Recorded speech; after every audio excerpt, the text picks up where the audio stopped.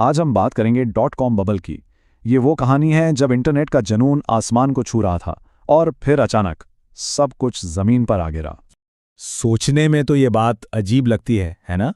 लेकिन यकीन करें, एक वक्त था जब ये खतरा बिल्कुल हकीकी नजर आ रहा था। तो हुआ ये कि एक बहुत बड़ा क्रैश आया, लेकिन इसका नतीजा वो काफ़ी हैरानकुन और मज़बूत निकला। चलिए इस पूरी दिलचस्प कहानी को समझते हैं। तो कहानी शुरू होती है 1990s की दहाई के वस्त से। इस वक्त का इंटरनेट आज जैसा बिल्कुल नहीं था। ये एक बिल्कुल नई और सच पूछें तो एक बहुत ही अजीब सी चीज़ थी। ज़रा उस दौर का तसव्वुर करें।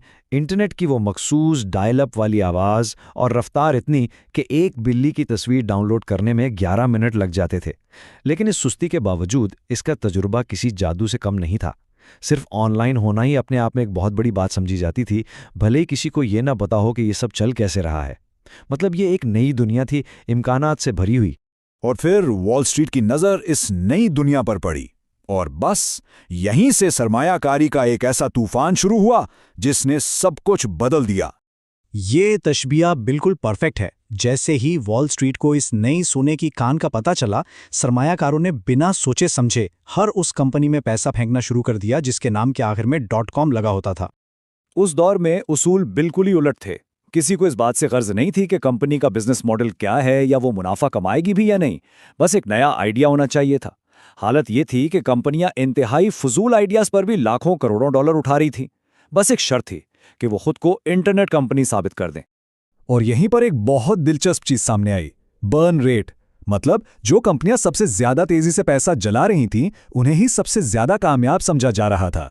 किसी को मुनाफा कमाने की फिक्र नहीं थी, मकसद सिर्फ एक था, बड़ा बनो और बड़ा बनो।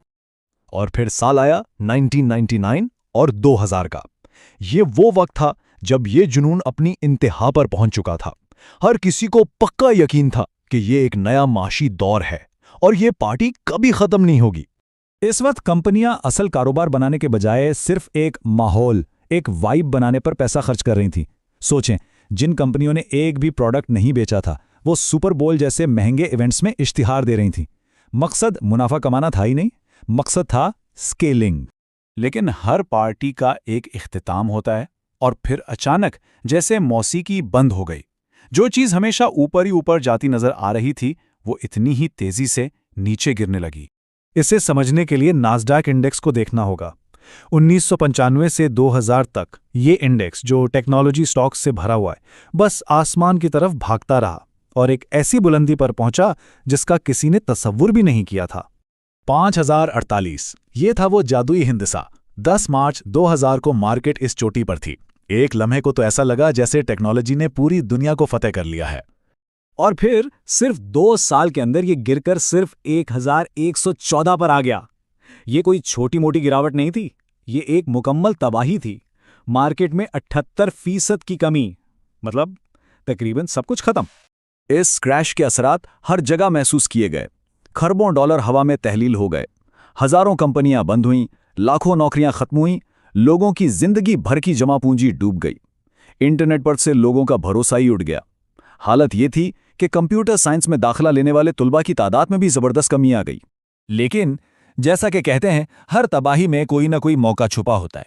इस राख के ढेर में चंद ऐसी कंपनियां भी थीं जो न सिर्फ जिंदा बच गईं, बल्कि मुस्तकबिल की बुनियाद बनने वाली थीं। इस फर्क को समझने के लिए Pets.com और Amazon की मिसाल लेते हैं। Pets.com जैसी कंपनियां सिर्फ मार्केटिंग और शोर शराबे पर चल रही थीं, जबकि दूसरी तरफ Amazon जैसी कंपनियां थीं जो हकीकी मसाइल हल करने पर लगी हुई थीं। उनका फोकस सिर्फ एक था, सारिफीन तक सामान को बेहतर, सस्ता और तेजी से कैसे पहुंचाया। तो जो कंपनियां बच गईं, उनका राज बहुत सादा था। उनका कारोबार हकीकी था, उनके पास ग्राहक थे, उनके पास आमदनी थी और सबसे अहम, उनके पास एक काम करने वाला बिजनेस मॉडल था। वो ख्वाब नहीं बेच रहे थे, वो एक ऐसी चीज दे रहे थे जिसकी लोगों को वाकई जरूरत थी। और यहीं से कहानी का सबसे हैरानकुन मोड़ शुरू होता है।